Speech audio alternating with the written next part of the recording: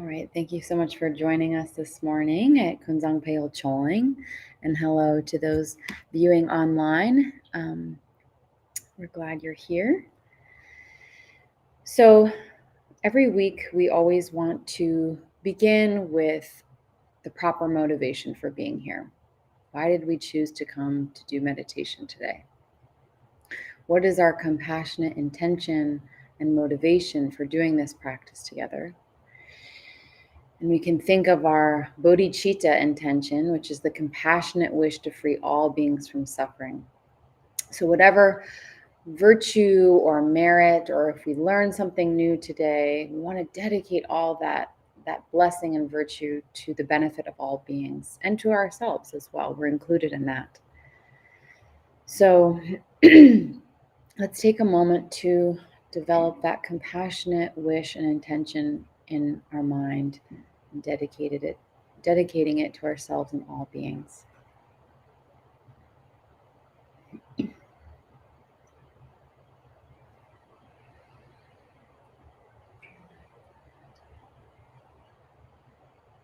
All right.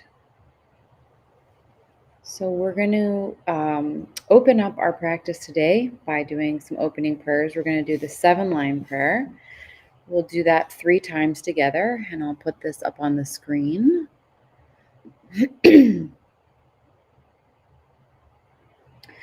Organ yugi nu chamsam pemage sadompula yasan shogi nu drumne pemajune shesudra koru kandrom mampokur keki jesu dagdruki Jinjilok shir shek su sol Guru pema siddhi hum Organ yugi nu chamsam Pema ge sardom pola Yasan shogi nundrune Pema june she sudra Koru kandrom mampokur Keki jesu dagdruki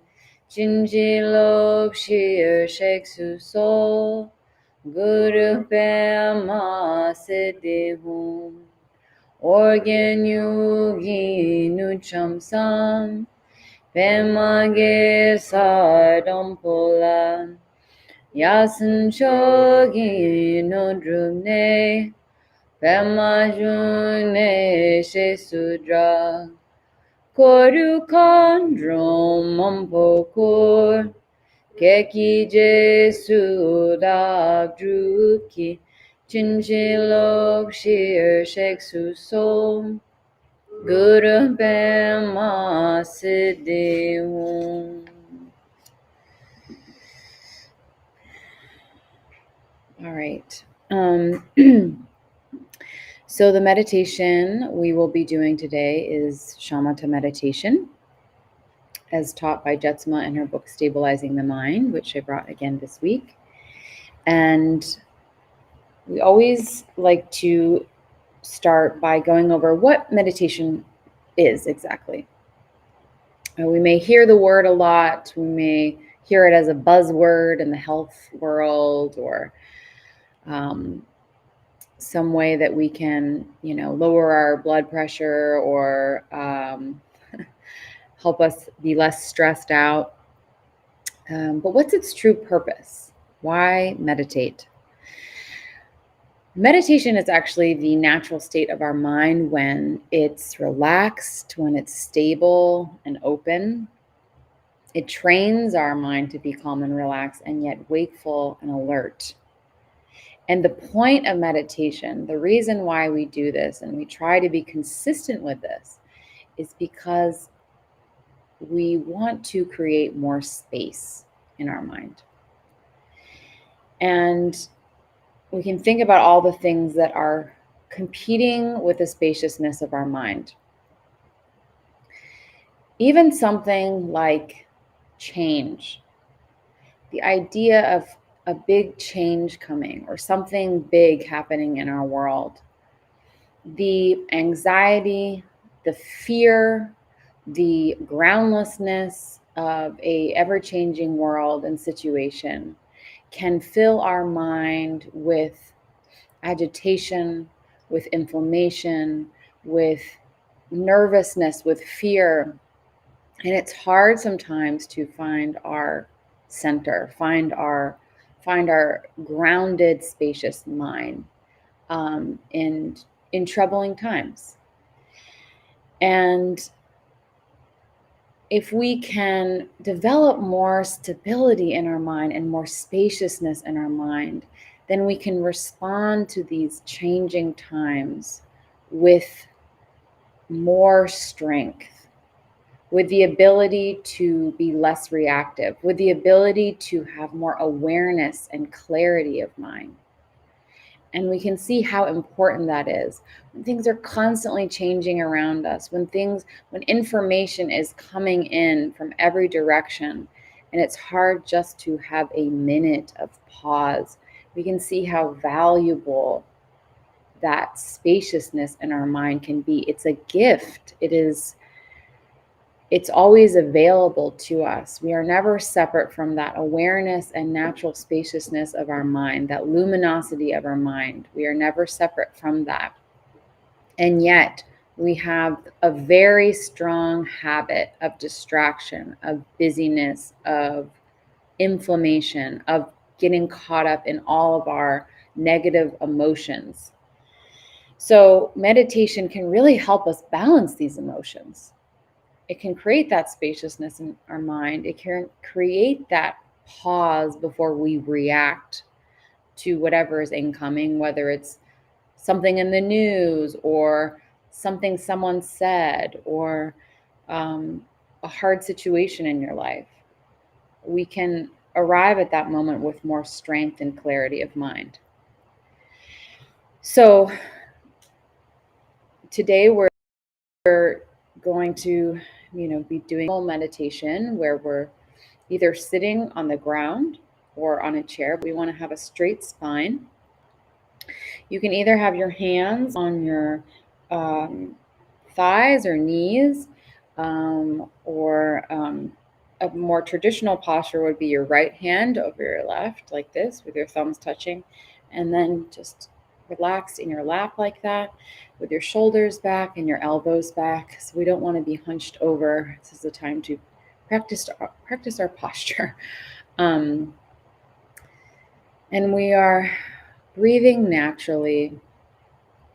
And when we first begin meditation, it might feel like our breath is a little too controlled, or oh no, we have to be so still. It's almost like we're suffocating with our breath. So we have to really try to be relaxed in this. And it might take a few deep breaths to come to our natural rhythm in our breath. And our gaze is going to be down towards the floor, almost like we're drawing a line from the bridge of our nose extending out to the floor. We're picking a point on that line to rest our gaze. And our breath, again, is natural breathing. And we're going to create a little space so we can breathe through our mouth as well. And we do this by putting the tip of our tongue in the back of our teeth, like we're saying the letter L. And it's resting there as we're breathing naturally. And the point of our focus is going to be on the breath. It's not a heavy focus. It's a gossamer thin attention on the breath. So we're not thinking, okay, the breath, inhale, exhale. It's a very light attention. So again, we're going to bring our wandering mind again and again back to the breath. It's like, oh, no, come back over here. So as it wanders or it goes from thought to thought, we bring it gently back to the breath. We are not judging ourselves. We're not punishing ourselves for having thoughts. We're just gently bringing it back to the breath. If we find that our mind is very busy today, we can even imagine cutting the thoughts, tossing the thoughts, picking the thoughts up with the tongs, throwing the thoughts out. anything that helps us just let it go and come back to the breath. Or, like a bubble rising up to the surface of the pond, we let it pop and we move on. So our meditation isn't lost by having thoughts. It's not lost by having a thought. It's lost when we go down the road with that thought and we let it multiply into other thoughts. And then we're thinking about our to-do list and we're moving on with our day in our mind. So this is a time to let the mind rest. Rest. This might be the only time today that you're going to let your mind rest like this. So let's try it. So we're going to try 5 minutes to start. If you're new to meditation, that might even seem too long. You might feel very agitated or restless. So it's good to start right where you are. You can start with a minute, 2 minutes, even 30 seconds. Just watching your mind for 30 seconds, watching the breath. And then slowly we build this, muscle in our mind. We build the spaciousness through time. So the real payoffs for meditation is long term. You can see gradually how our mind becomes more and more stable. So we'll start with 5 minutes. Hopefully you can hear my timer here. Starting now.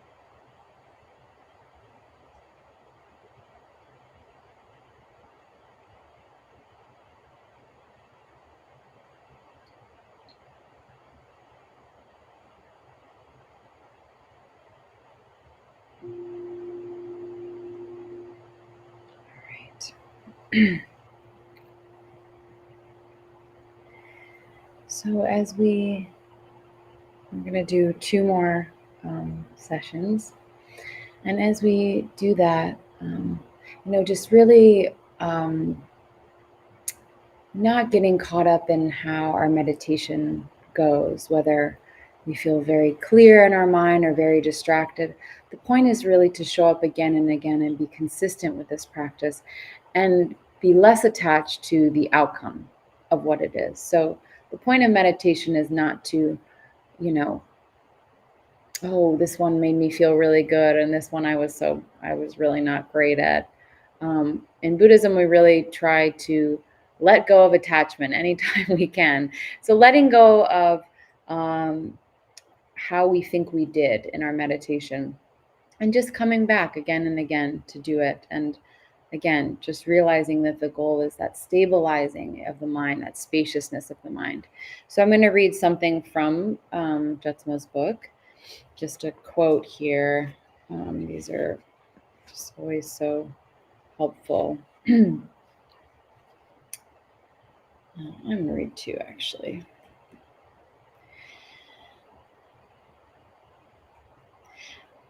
No one can get rid of desire, get rid of pride, or get rid of anger if there is not enough stability and spaciousness to look at what's in one's mind, to see how we are acting, and to see what it is going to bring about. There must be a little space to be able to do that.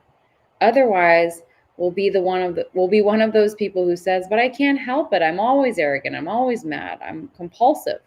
By saying I always do that and I can't help it, that is saying that you're comfortable with your behavior and you're willing to live that way. That attitude does not accomplish anything a practitioner wants to do.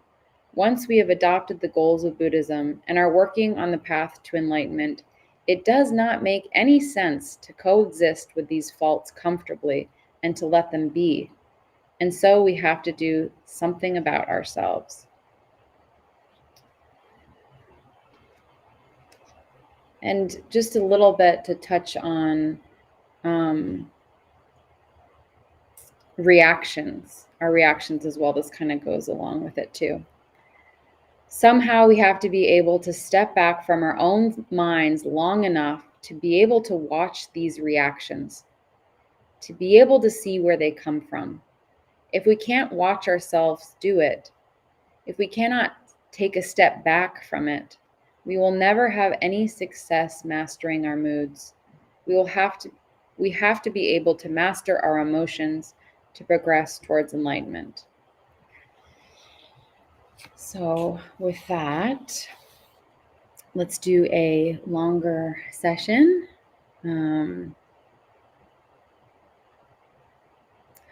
So again, keeping in mind that whenever our mind wanders, that we bring it back to the breath again and again. So gently bringing it back to the breath, and our attention is very light on the breath, a gossamer thin attention. Your attention is like a feather gently riding the surface of your breath. So we will try this again. Starting now.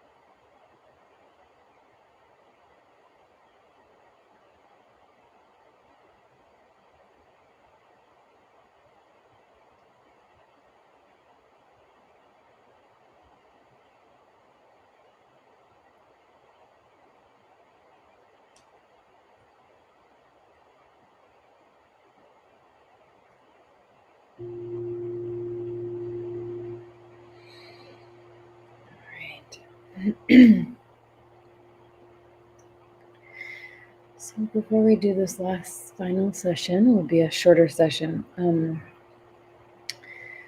Just want to, mention that, although we're doing a formal sit-down practice today, sit-down meditation, we can really begin to infuse meditation throughout our day in small ways that don't always look like we're, doing a full meditation practice. So, as we're walking, having that attention on the breath, bringing our attention to our breath. As we're sitting and waiting, maybe we're in line or we're, at the grocery store, we can again tap into our breath and have that moment of awareness of meditation. When we have transitions throughout our day, so before we get out of our car to go to the store, we can just sit in our seat for a minute, focusing on our breath, and just having a moment of pause and rest throughout our day, and weaving that throughout our day so that it just becomes something we naturally think about, we naturally do, and we continue to do throughout our day. So again, making it a habit. We don't always have the time to sit and do a more formal meditation, although it's advised to sit and do meditation every day. But again, we can have moments of awareness all throughout our day,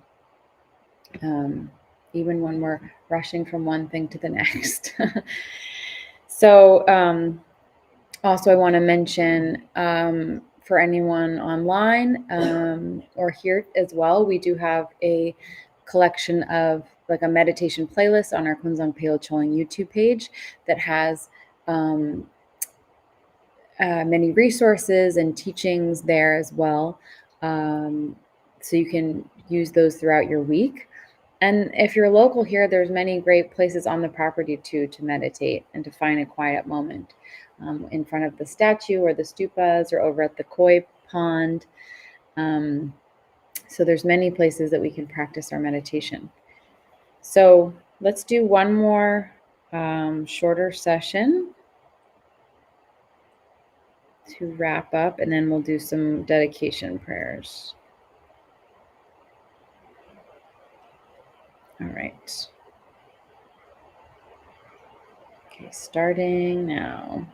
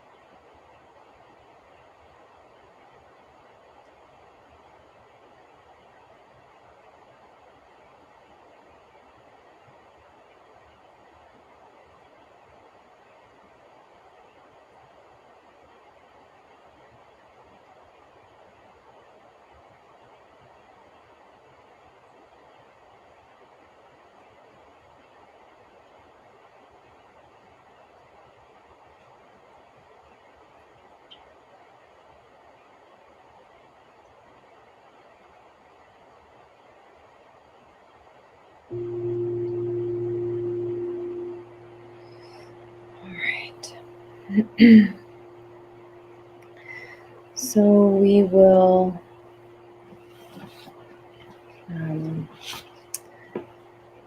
dedicate the virtue and blessing, the merit of this practice. We'll dedicate that to all beings. And we have our dedication prayers on the back page. Let me put this up on the screen.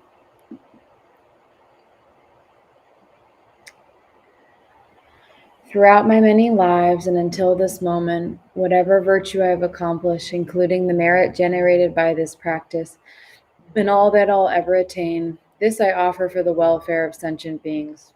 May sickness, war, famine, and suffering be decreased for every being, while their wisdom and compassion increase in this and every future life. May I clearly perceive all experiences to be as insubstantial as the dream fabric of the night, and instantly awaken to perceive the pure wisdom display in the rising of every phenomenon. May I quickly attain enlightenment in order to work ceaselessly for the liberation of all sentient beings. Buddhas and Bodhisattvas altogether. Whatever kind of motivation you have, whatever kind of beneficial action, whatever kind of wishing prayers, whatever kind of omniscience, whatever kind of life accomplishment, whatever kind of benevolent power, whatever kind of immense wisdom you have, similarly I, who have come in the same way to benefit beings, pray to attain these qualities. By this effort, may all sentient beings be free of suffering. May their minds be filled with the nectar of virtue. In this way, may all causes resulting in suffering be extinguished, and only the light of compassion shine throughout all realms. Thank you so much for joining us today, and thank you for everyone online. Next up, we have a open house here at KPC at 11 a.m. 11 a.m. Yeah. So coming up very soon in about 15 minutes, and feel free to stick around for that. And for those online, we are doing regular open house tours here, and it's just a great way to learn more about KPC. And these are happening every month. So stay tuned for the next one. And thank you all so much. I'm going to end the live stream.